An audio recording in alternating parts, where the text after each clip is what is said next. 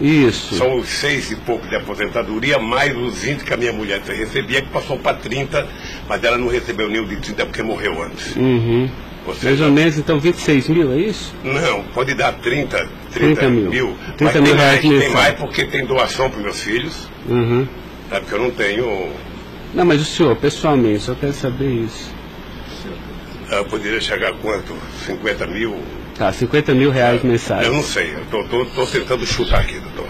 Tá, aproximadamente... Eu posso depois mandar por escrito, sabe, o que... Tá, é porque é importante, porque o juiz precisa fixar disso. O rendimento fixo que eu recebo todo mês é esse, são 6 e pouco da anistia e era 20, agora passou para 30. 26 mil, então. A Lewis que paga. Tá, 26 mil reais. Depois o advogado manda para o senhor aí o total do rendimento das doações. Tá bom. Estado civil viúvo, tá? 4 nenhum menor de idade. Tá. Grau de instrução do senhor. Grau de instrução. Um curso primário e um curso técnico. Tá. Curso primário e curso técnico.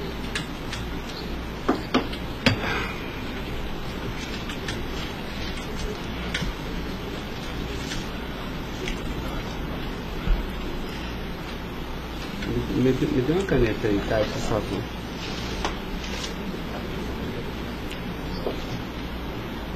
Pode gravar, Caio. Senhor Luiz Inácio, eu vou pedir então ao senhor para responder agora as perguntas no microfone, porque a partir desse momento a audiência vai ser gravada, tá?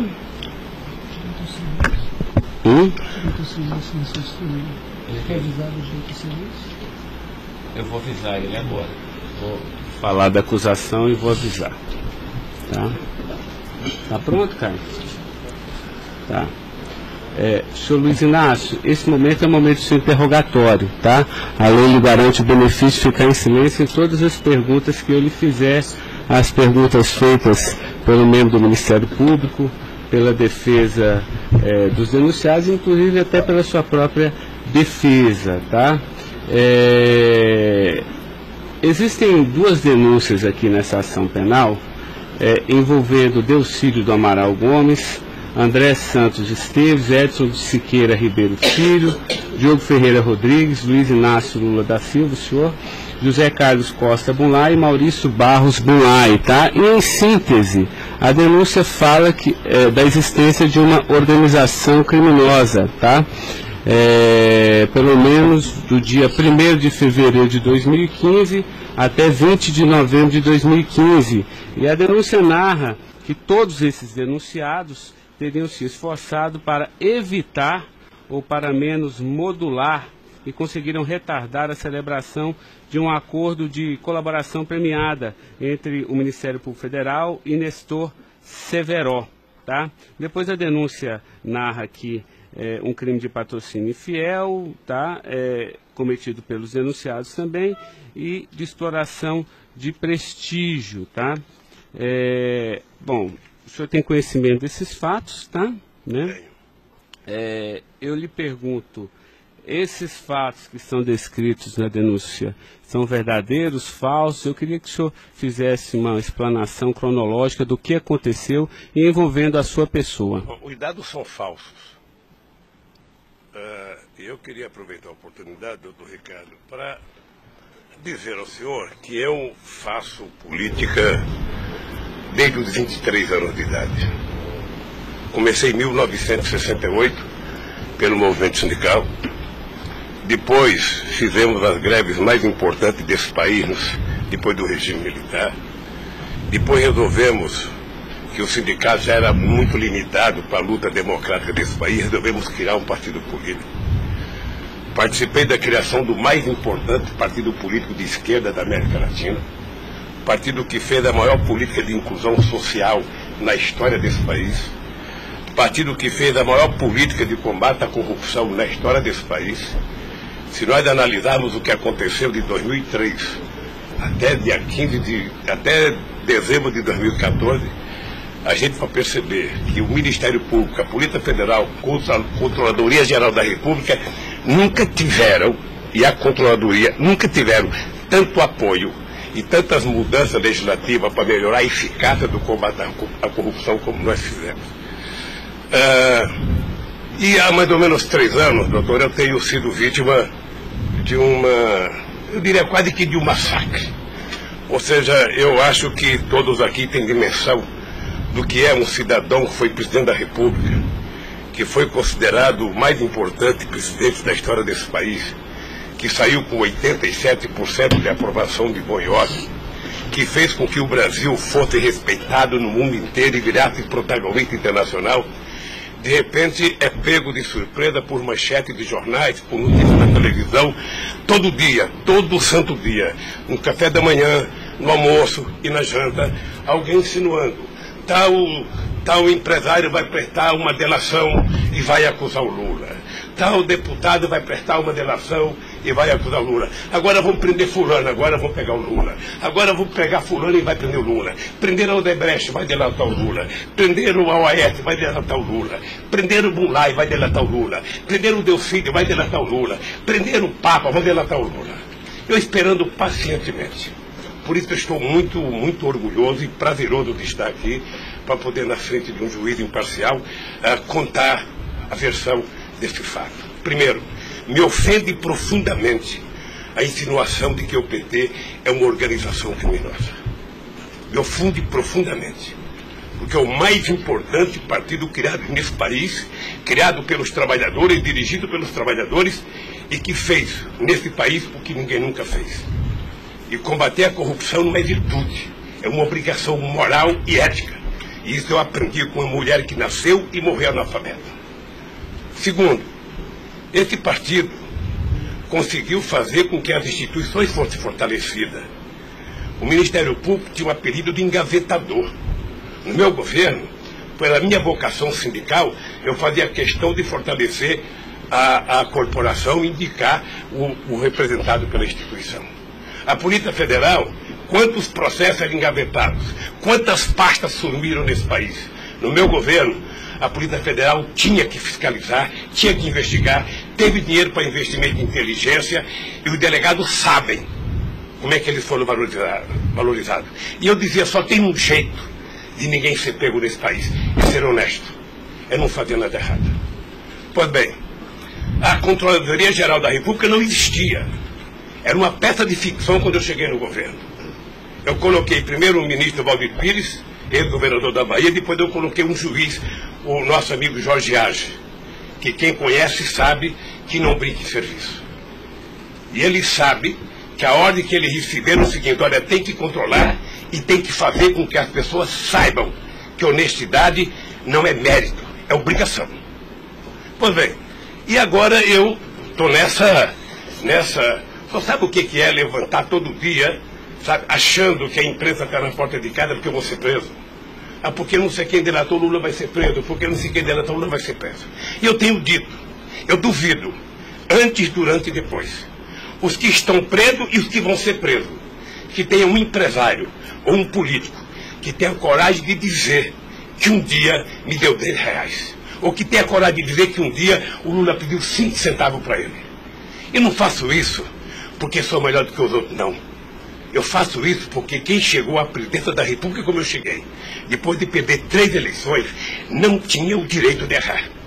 Fiquei 8 anos no meu mandato, doutor, 8 anos, sem ir num jantar, sem ir num aniversário, sem ir num casamento, exatamente para não dar pretexto de aparecer aqueles que vão tomar uma champanhe e vêm pedir um favor.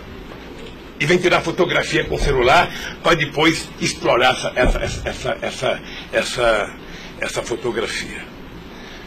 Eu fico orgulhoso de estar prestando depoimento e chateado por uma ilação feita nesse processo contra mim pelo senador Delfídio. Portanto, eu queria lhe dizer que eu estou aqui para responder toda e qualquer pergunta. Se tem um brasileiro nesse momento que quer a verdade e deseja a verdade nesse país, sou eu. Portanto, estou à inteira disposição para responder tudo e a todos do jeito que vocês perguntarem. Tá, adentrando então na peça acusatória, senhor Luiz Inácio, A denúncia narra aqui 7 fatos. Diz aqui que no dia 8/4/2015, o senhor reuniu-se com o Delcídio Amaral no Instituto Lula, em São Paulo, e o senhor teria exortado a Delcídio a adoção de medidas para a compra do silêncio de Nestor Severo, de forma a que o Nestor, não celebrasse o acordo de colaboração premiada com o Ministério Público Federal. Vamos por fatos, que eu acho que fica mais fácil, a gente faz o encadeamento temporal aqui da denúncia. Esse fato existiu, Delcídio foi lá, pediu para o senhor, o senhor teria pedido a ele para que ele intervisse e pudesse pelo menos ocultar fatos que pudesse relacionar o senhor José Carlos Bunlai, e ele diz mais, diz até que o senhor também teria pedido a ele, porque o senhor também teria envolvimento aqui com negócios escusos na Petrobras. Doutor, só tem um brasileiro que poderia ter medo de um depoimento do Severo, pela relação que tinha com ele, que é o Delcídio. Eu não tinha relação com o Severo. Portanto, eu não tive nenhuma preocupação com o depoimento de nenhum empresário, de nenhum diretor da Petrobras, porque não tem essa relação com eles. Portanto, o Delcídio contou uma inverdade nesse processo. Mas essa reunião existiu? Deve ter tido muitas reuniões com o Delcídio. Ele era senador da República, era líder do governo, nós conversamos muitas vezes em São Paulo e em Brasília. E com outros deputados. Lá no Instituto Lula? Várias vezes o Delcídio esteve lá. Várias vezes. Ok. Eu iria perguntar por fatos aqui, mas assim, pelo que o senhor está falando, senhor, ele teve lá, o senhor admite que conversou com ele, mas não houve essa conversa para adoção de medidas, o senhor teria pedido para ele, porque o senhor, José Carlos Bunlai é amigo do senhor. Doutor Ricardo, deixa eu dizer uma coisa. Eu não tenho nenhuma razão para ter qualquer problema com o depoimento do Severo. Mas nenhuma razão. Não o conheço, não tive convivência com ele, portanto, o depoimento do Severo era um problema para o Delcídio e não para mim, que teve uma convivência com ele ainda no governo anterior, antes do meu governo, quando foi diretor de óleo e gás da Petrobras. Não foi comigo. Tá, não surgiu essa conversa, então. Não surgiu, não se tocou. Se o senhor falar da Lava Jato? Doutor, da Lava Jato, hoje no Brasil, a gente fala no café, no almoço, na janta e ainda depois da novela. Mas não porque só passa isso na televisão. Mas não se tocou no nome do Severo. Não tocou no nome. E muito menos no nome do Bunlai. Sabe, de que foi pedido coisa para o Bunlai? É um absurdo. É um absurdo. Eu não sei o que o Delcídio esperou fazer com isso.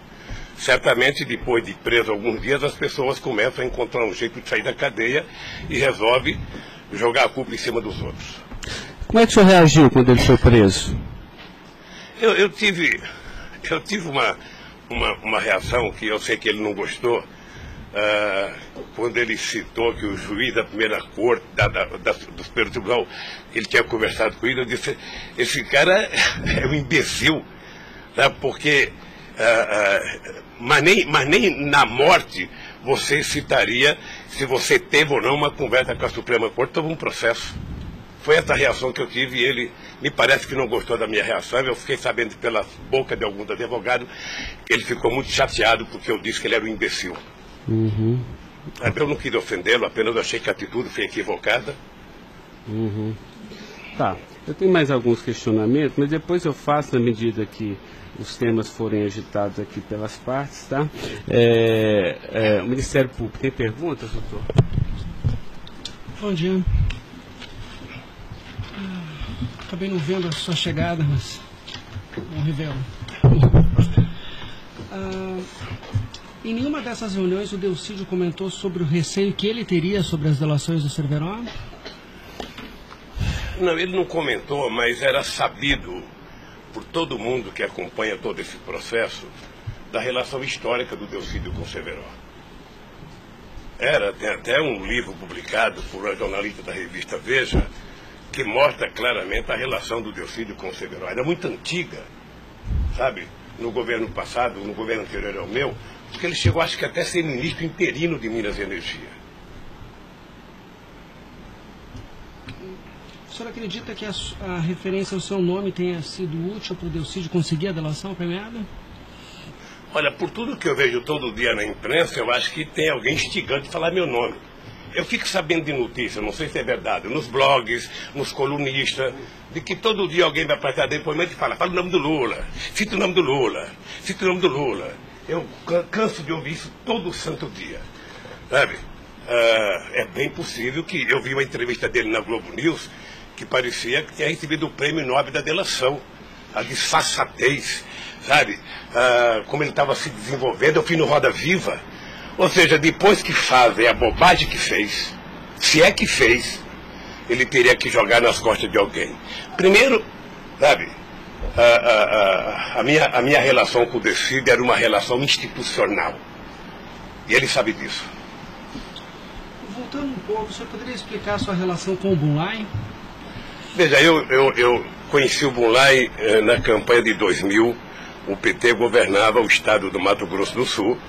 E eu precisava fazer uma gravação para um programa de televisão da campanha para falar com o setor do agronegócio.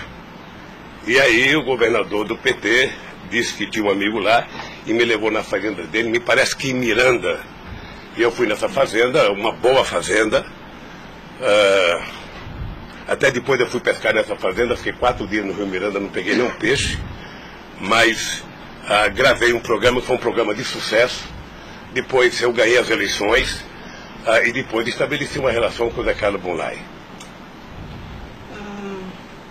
Qual é o conhecimento ou participação que o senhor teve na questão do empréstimo do Banco Chain ao PT que teria sido feito com a intermediação do Bunlai? Eu não, já disse isso, eu não tenho nenhum... Fiquei sabendo de que o Bunlai tinha feito um empréstimo pela imprensa. O senhor teve conhecimento de que para quitar esse empréstimo houve a contratação pela Petrobras da empresa Chain Engenharia na questão Fiquei da sabendo também pela imprensa, e me parece que numa pergunta que o Ministério Público já me fez. Após esses fatos, sobre a saída do Cerveró do posto da diretoria da Petrobras, há uma informação na denúncia relativa a divisões de indicações por partido de diretorias na Petrobras. Diretoria de abastecimento seria normalmente indicada pelo PP, diretoria de serviços pelo PT, diretoria nacional pelo PMDB. O senhor tem conhecimento disso? Veja, deixa, doutor Ivan, dizer uma coisa que me parece que está virando costumeiro isso no depoimento, que é a falta de compreensão do que significa um governo de coalizão em qualquer parte do mundo. E parece que tem pessoas com dificuldade de compreender isso. Aliás, no depoimento do presidente Fernando Henrique Cardoso, ele foi muito bem ao explicar o que é um governo de coalizão. Quando você ganha uma eleição, um regime presidencialista de coalizão, você tem que montar o governo. Você precisa construir uma maioria no Congresso Nacional para você poder montar o governo. E você não monta a maioria com quem você quer. Porque se você pudesse, você pegaria só suplente que não foi eleito. Mas como o suplente não vota, você tem que fazer um acordo com quem é eleito, com quem tem mandato. E obviamente que você pode fazer um acordo programático, e nesse acordo programático você pode fazer um acordo de participação no governo. Então os partidos que compõem a base do governo participam do governo, indicam ministros, indicam cargos. Todas as pessoas indicadas são pessoas com mais de 30 anos da Petrobras. Eu já disse no depoimento, sabe, que vocês vão ter que ouvir muita gente, o Conselho Fiscal da Petrobras, o Conselho de Administração da Petrobras, sabe, para saber se havia denúncia de corrupção, porque quando nós indicamos as pessoas e quando os partidos indicam, ou seja, se aparecer alguma denúncia de corrupção e aparecer no GSI, essa pessoa não é indicada. Porque qual é o critério? O partido tem um ministro, o partido tem uma bancada. Essa bancada conversa com o ministro. Se indicar um nome qualquer, esse nome vai para a Casa Civil, da Casa Civil passa para o GSI, que é o Gabinete Institucional, faz um levantamento, eu não sei aonde, sabe? E se não tiver nenhuma denúncia, essa pessoa é mandada para o Conselho de Administração e o Conselho de Administração indica. Não é o presidente da República que indica, é o Conselho de Administração.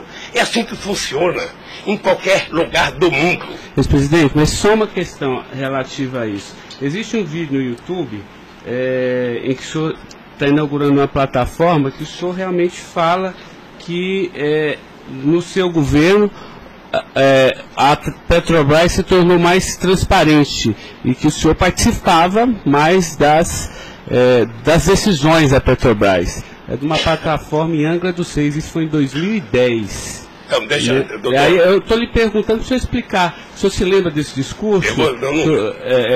Eu sei que é muita coisa, mas eu estou até com um vídeo aqui e eu queria lhe perguntar isso. Senão a gente pode até passar. É que a imprensa dizia que eu vivia fazendo assembleia. Eu fui o presidente que certamente mais visitei a Petrobras. Eu fui o presidente que decidi no governo e com a Petrobras de que era importante que a gente recuperasse o poder de construção de plataforma da Petrobras para a gente não importar da Coreia ou da China, que era preciso criar uma indústria petrolífera forte no Brasil. Por isso é que nós aprovamos a Lei de Conteúdo Nacional.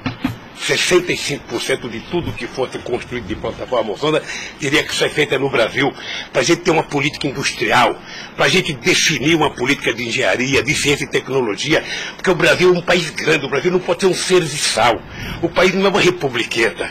Este país poderia produzir e atender toda a América Latina e atender toda a África que margeia o rio chamado Atlântico. Lamentavelmente. Não, mas a pergunta é o seguinte, é porque o senhor falou que realmente no seu governo se participava, o senhor participava mais das decisões. Eu não participava, deixa eu mais falar. das decisões.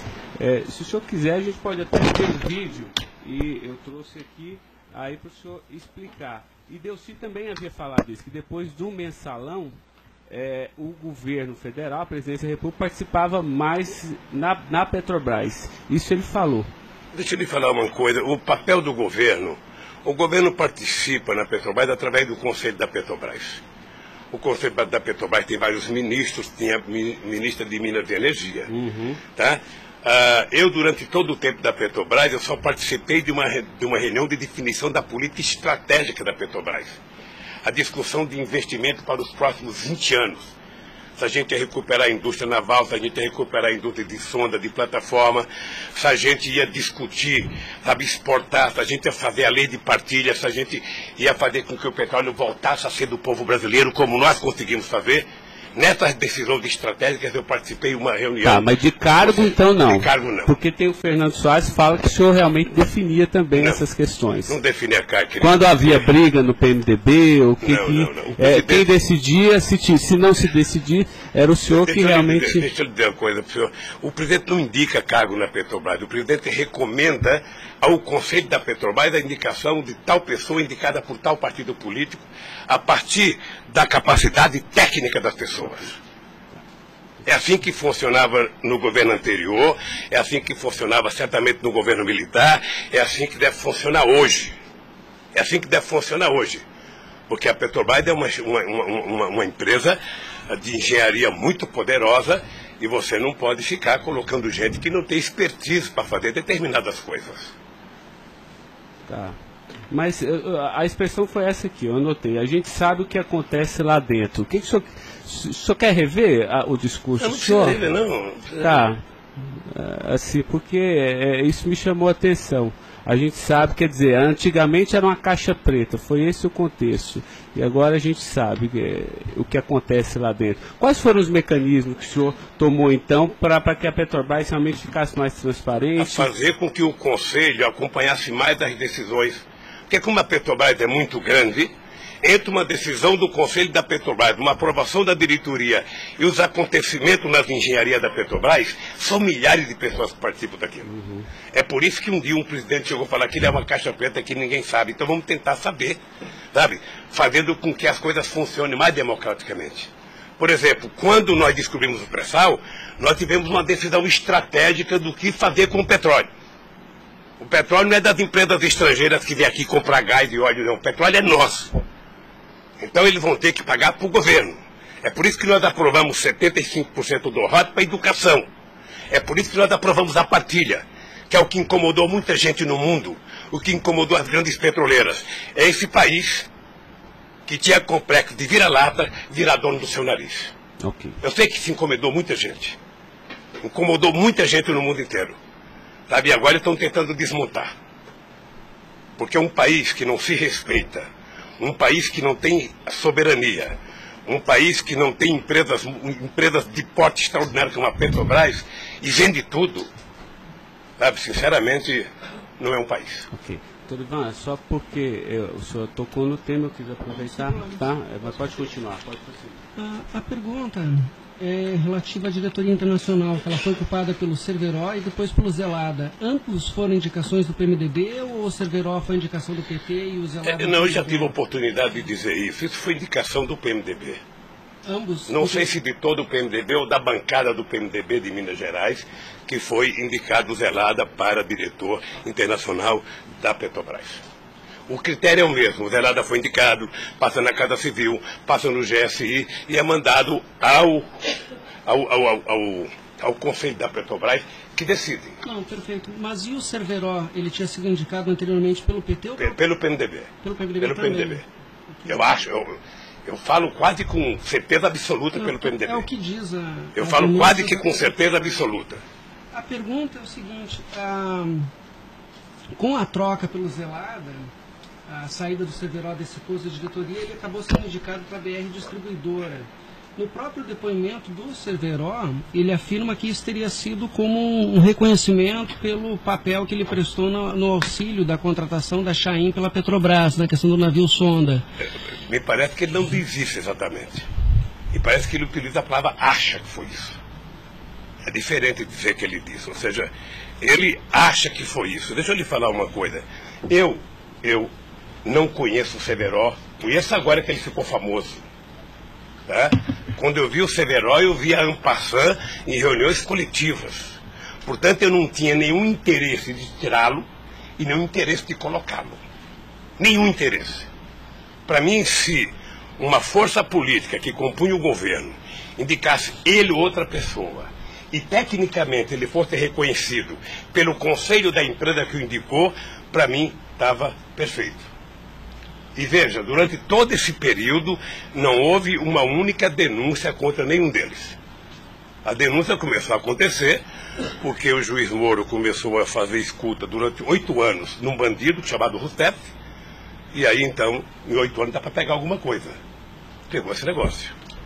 O senhor tem conhecimento de quem teria feito a indicação do nome do Cerveró para a BR Distribuidora? Se foi algum partido? Eu não sei se foi um partido ou se foi através do Zé Eduardo Dutra, que devia ter relação com o Cerveró, porque ele tinha sido presidente da Petrobras. Ele deixou de ser presidente da Petrobras e foi ser presidente da BR. E ele pode ter chamado o Cerveró, ou o mesmo partido que tinha indicado o Cerveró e depois tirou o Cerveró pode ter pedido para ele ir para lá. Eu suponho que seja isso. Ok. O senhor conversava com certa frequência com o Bulay por telefone, dentro dessa relação de amizade? Não era meu amigo. Conversava com ele. Com que frequência o senhor... Não sei, querido. Sabe, ultimamente o Bulay andava com doença nos olhos, achando que ia ficar cego, estava passando muito tempo em Miami para se tratar, depois estava se tratando de um câncer. Sabe, eu sei que ele não andava bem nos últimos tempos, com problema de doença.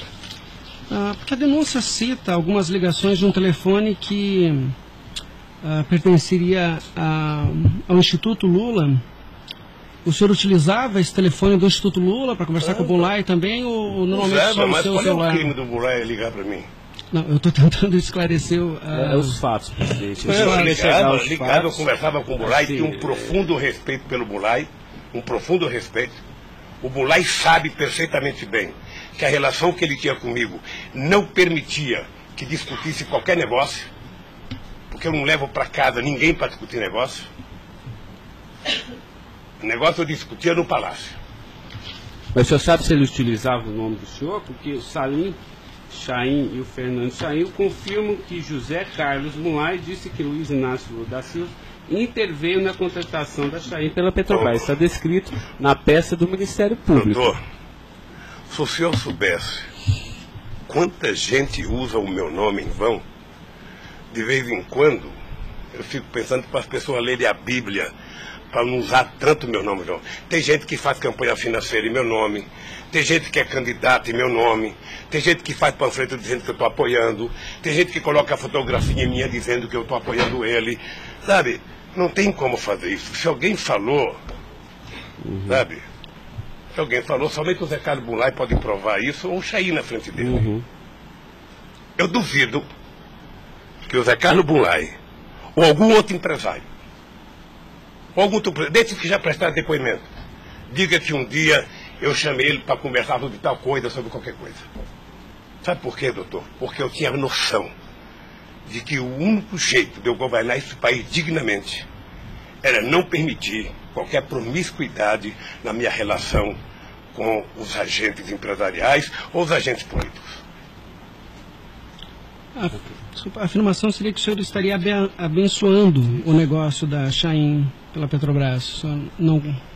Nem abençoando, nem amaldiçoando, porque eu não sabia. Sem mais perguntas, excelência.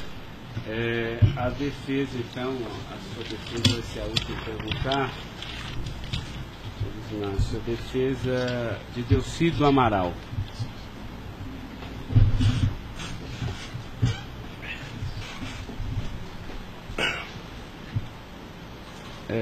Doutor, alguém vai ter que sair para ele perguntar, tá? Da mesa para que...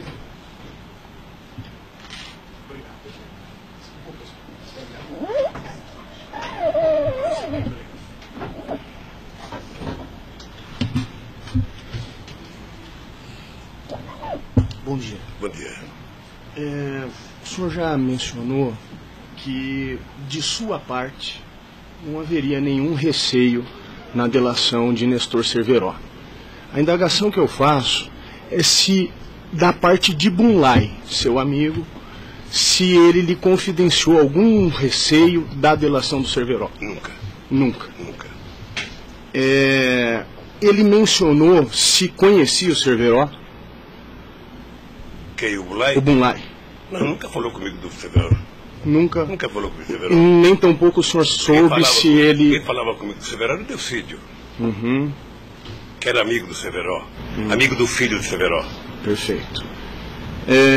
O senhor tem conhecimento se a delação do Nestor Cerveró foi utilizada como um dos fundamentos para a condenação do senhor Bunlai? Não tenho. Não tem conhecimento. Não tenho. Tá certo. Eram só essas as indagações. Excelência, muito obrigado. Obrigado, senhor vice-presidente. A defesa de André Esteves tem questionamentos? Não tem? A defesa de Edson Siqueira Ribeiro Filho.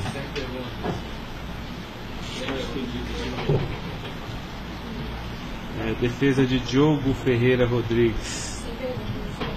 A defesa de José Carlos Bunlai. Tem algumas perguntas. Pode fazer. Bom dia, presidente. Presidente, o senhor disse que a sua relação com o senador Delcídio era institucional.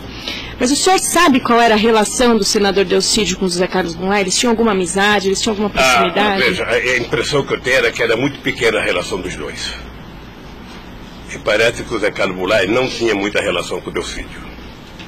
E com a sua mulher, dona Marisa, qual era a relação do José Carlos Bunlai? Eles tinham amizade? A mesma que comigo. O aniversário da sua ex-mulher? Quando ela fazia aniversário? Ele ia no aniversário da minha mulher. Mas o dia do aniversário dela? Dia 7 de abril. O senhor sabe se ele fez alguma ligação para ela no aniversário dela? A ligação do dia 7, eu já fiquei sabendo da ligação do dia 7. Bem. É o mínimo que eu esperava dele, que ele ligasse para ela para dar os parabéns. É só isso, obrigada. Tem alguma pergunta? Tá. A defesa de Maurício Bunlai. Sem questionamentos. A defesa de Luiz Inácio Lula da Silva. Sem perguntas, excelência. Tá. Só mais uma questão, Luiz Inácio. A denúncia sempre fala do Instituto Lula. Eu queria que o senhor falasse um pouquinho a finalidade do Instituto Lula. Eu tirei pelo site a missão. Me parece que o senhor desenvolve projetos na África também, né, com finalidade de erradicação da extrema pobreza, da fome, acesso à educação, promoção da igualdade, mas também é um local que o senhor também chama as pessoas para discutir política. Delcídio falou que o senhor o convidou para ir lá quando ele era líder do governo. Explique para mim o Instituto Lula. Eu não sei se você sabe, a Receita Federal fez uma devassa no Instituto para saber se ele está cumprindo com a sua obrigação institucional. Veja, eu quando deixei a presidência da República, eu falo isso apenas com o objetivo de explicar. Muita gente pode achar que eu sou arrogante, eu sou petulante. O doutor Ivan, no primeiro depoimento, eu disse isso para ele. Mas ou seja, quando eu deixei a presidência da República, por conta do povo brasileiro, eu tinha sido presidente, quase que o presidente mais importante do mundo nos 10 primeiros anos do século XXI. Este país virou protagonista internacional. Este país passou a participar do G8, coisa que nunca participava. Este país ajudou a construir o G20. Este país participava do BRICS com muita importância. Este país participava do IBAS entre Brasil, África do Sul e Índia. Este Brasil criou a Unasul, criou a CELAC, onde pela primeira vez a gente fazia uma reunião da América Latina sem participação dos Estados americanos. Esse país não deixou a ALCA entrar aqui. Esse país construiu o Conselho Nacional de Defesa para se contrapor à 4ª Frota Americana, depois que nós conseguimos o pré-sal, que eles reinauguraram a 4ª Frota. Nós criamos o Conselho de Defesa. Então, nós fizemos a maior política de inclusão social da história desse país. 36 milhões de pessoas saíram da extrema pobreza e 40 milhões ascenderam à classe média. Isso é uma Argentina, isso é uma Colômbia. A bancarização do povo pobre foi com 70 milhões de pessoas entraram no sistema financeiro. É uma Colômbia e uma Argentina junto. Tudo isso em 12 anos. Olha, eu saí da presidência e eu queria fazer com que a América Latina e a África adotassem as políticas públicas que nós adotamos no Brasil. O programa Luz para Todos. O programa PA, que era a compra de alimento para o pequeno produtor. O Minha Casa Minha Vida. O Bolsa Família. O aumento do salário mínimo. Durante 12 anos, todos os funcionários públicos tiveram aumento nesse país. Houve reajuste de carreira, houve aumento do salário mínimo. Aumentamos as exportações, aumentamos o mercado interno. Uma demonstração de que o pobre não era problema. O pobre era a solução. Eu gostava de ir para a África para dizer para os presidentes. Uma vez até fiquei com medo de Angola. Porque eu, depois da minha palestra, eu me dei conta da quantidade de general que tinha lá dentro.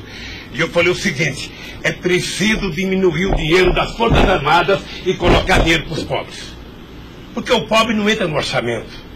O Poder Judiciário entra, quer ter poder de pressão. Os sindicatos organizados entram.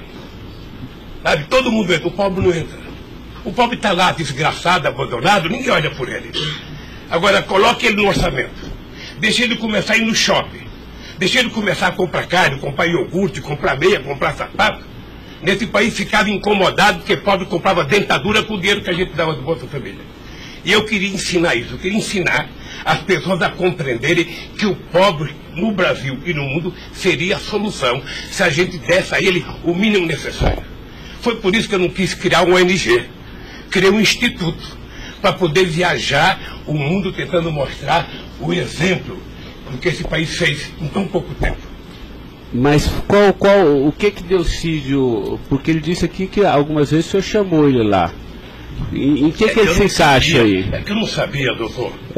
Porque assim, realmente eu entendi, a polícia está de acordo com o estatuto aqui do Instituto Lula, mas assim, por que o senhor chamou ele lá? Ele falou assim, muitas vezes o presidente Lula, e de vez em quando eu ia com cortesia também. Deixa eu lhe falar, ele foi muitas vezes conversar comigo, ele era líder do governo, como outros senadores foram conversar comigo. Cada vez que o Delcídio ia no hospital sírio-libanês fazer um check-up ou uma consulta, ele falava, presidente, eu estou aqui no Sírio, eu posso passar aí? Passo, meu filho. Mas o senhor não tratava dessas questões do Instituto? Discutia desde Flamengo, a Vasco da Gama, Corinthians, Palmeiras, porque quando duas pessoas se encontram, conversa-se tudo. Mas não era política institucional do Instituto, isso que eu estou perguntando. Não era política institucional do Instituto, é que eu talvez tenha cometido um erro, sabe, que eu deveria ter alugado uma sede do lado. E quando eu discuti esse instituto, ficava numa cadeira, quando eu discuti outra coisa, pulava para outra cadeira. Eu achei desnecessário. Eu achei que a civilização não exigiria essa burocracia toda, porque tem uma coisa de burocracia. Eu sou o mesmo ser humano, eu sou presidente de honra do PT, eu sou ex-presidente da República, eu era presidente de honra do Instituto. Eu não decidi as coisas pelo Instituto. O Instituto é uma diretoria. Eu apenas estava lá, eu era a figurinha carimbada do Instituto. Era para ele fazer merchandising. Aqui o Lula. Vai conversar com o Bill Clinton, fala com o Lula. Vai conversar com o Tony Blair, fala com o Lula. Vai conversar com o Chirac, fala com o Lula. Vai conversar com o Angela Merkel, fala com o Lula. Sabe, eu tive o prazer, doutor Cláudio, de ser o ex-presidente da República, que em todas as viagens do mundo que eu fiz, depois de deixar a presidência, era recebido pelos presidentes.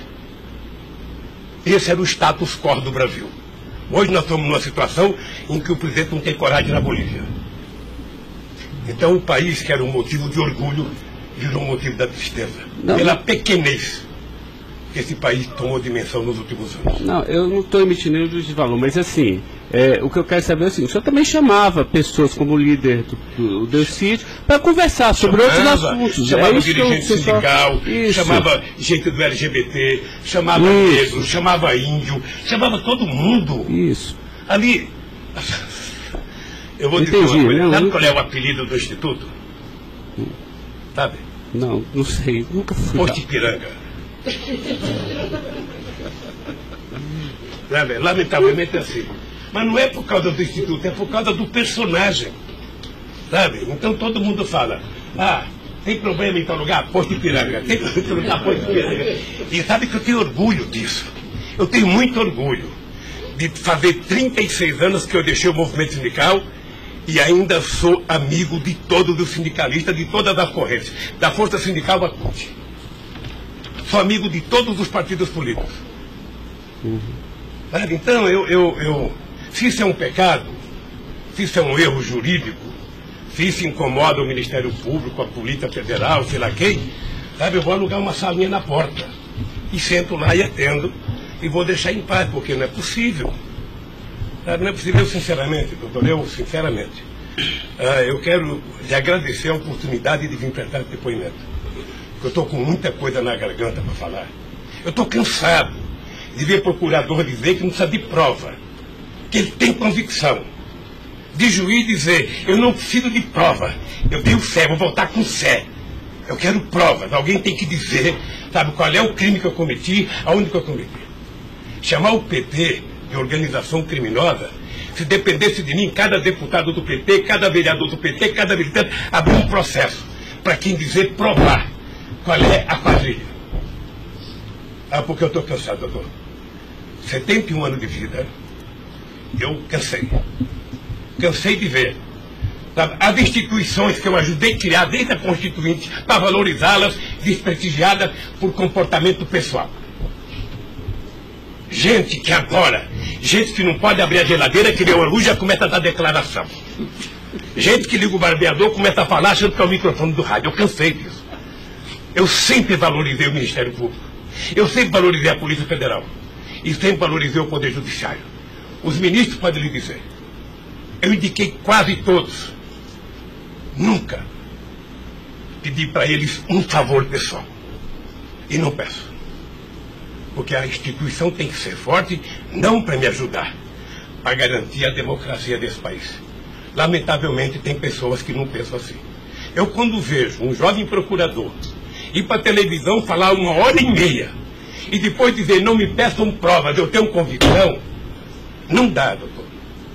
Não dá para aceitar isso como uma coisa séria nesse país que está jogando a cada vez mais a oportunidade de se transformar num país grande. Nós quase chegamos a ser a 5ª economia mundial. Quase chegamos. Por mediocridade não chegamos. Então eu lamento profundamente. Eu gostaria que meu depoimento fosse tudo numa semana só. Para mim poder desvendar os mistérios todos. E acabar com essa hipocrisia. Fulano vai prestar depoimento, fulano vai delatar, fulano vai não ter das coisas, fulano, e o Lula vai ser citado. Quem sabe está na hora de chamar o dono da Globo, da Record, da Bandeira, para prestar depoimento, para ver se eles me delatam. Porque o que eles dizem que vão me delatar, eu duvido que tenham coragem de me delatar, porque não tem nenhuma prova e nunca conversaram comigo sobre qualquer crime. Doutor, eu aprendi a andar de cabeça erguida. E sabe que custa muito. Para quem nasce na elite, não precisa nada. Mas para quem vem lá de baixo, sabe, não deixar ninguém colocar cangaia no seu pescoço, não é fácil. Esses dias eu sei de uma história, de um depoimento, de um processo que eu abri contra uma jornalista, até vou contar isso que ninguém sabe aqui. E eu acusei uma jornalista que falou em qualquer país democrático do mundo, ela seria presa, porque ela falou de um presidente da República. E ela foi prestar julgamento. E a advogada, acho que a nossa advogada, me chamou de doutor. Aí o juiz começou a rir. Ah, mas ele não é doutor? Ele não é doutor? Como é que você chama ele de doutor? Não, estou chamando dele de doutor porque ele tem vários diplomas de doutor honoris causa. O juiz deu uma gargalhada e pouco tempo depois inocentou a jornalista. Eu vou recorrer até a Suprema Corte. Aos 71 anos eu não sei quanto tempo de vida que eu tenho, mas eu tenho fé em Deus de ver essa jornalista ser educada. Porque, em nome da liberdade de imprensa, ninguém pode avacalhar a vida dos outros. Ninguém pode. E o que eu estou vendo nesse processo? Tem gente que acha que eu sou contra a Lava Jato. Pelo contrário, eu quero que a Lava Jato vá a fundo para ver se acaba com corrupção. O que eu sou contra é tentar criminalizar a pessoa pela imprensa e não pelos autos do processo. O que eu sou contra é execrar, é condenar. Eu conheço pessoas que tivessem liberdade seriam mortos na rua. Tal é. Sabe quantas horas eu tenho de notícias negativas contra mim no Jornal Nacional em 8 meses, 16 horas? Nenhum político no mundo aguentaria isso. E eu vou matá-lo de raiva, porque toda pesquisa vai aparecer na frente. Para eles saberem que nem sempre eles podem brincar com as pessoas. Sabe? Então o juiz, o promotor, o delegado, não tem que ficar fazendo, sabe, pirotecnia com as pessoas. A primeira apura, investigue e condene. Quando condenar, bote na cadeia. E acabou. Sabe, não é tirando fotografia de criança, mostrando casa, mostrando não sei das quantas, inventando mentiras, inventando ilações. Então, eu quero lhe dizer que o senhor está diante de um homem que está disposto a prestar tantos quanto depoimentos for necessário. E quero que todo mundo saiba, se tem um brasileiro que quer a verdade nesse país, sou eu. E não me venham com mentiras ou com ilações. Porque um cidadão que nasce no Nordeste e não morre de fome até os 5 anos de idade, não tem medo de cara feia. Eu quero defender a minha honra, que é o valor mais importante que eu tenho. Então eu quero lhe agradecer esse depoimento e a liberdade de poder dizer essas coisas que eu até agora não tinha falado, mas eu cansei, eu vou falar. Então, Luiz Inácio, o momento é do senhor, tá? A sua defesa, o senhor tem todo o direito de falar. Só mais uma questão para a gente encerrar, acho que ninguém tem mais questionamentos. O presidente do Instituto Lula, na época, em 2015, era o doutor Paulo Okamoto. Ele não participava de nenhuma reunião, assim, com o senhor, às vezes, ou participava, ou era bem informal, como o senhor disse? Eu sou um pouco relaxado, sabe? Porque Delcídio disse aqui que as reuniões eram somente ele e o senhor, que as coisas era só... Não ficava ninguém na sala. É isso? O senhor confirma isso? Eu pelo Delcídio, eu não vou levar muito a sério o que ele disse. Tá? Mas deixa eu falar, eu aqui, quando eu era presidente da República, eu brigava com a minha assessoria que achava que eu tinha que ter uma liturgia. A liturgia é importante, presidente. Você não pode andar no corredor abraçando as pessoas. A porta não pode ficar aberta, sabe?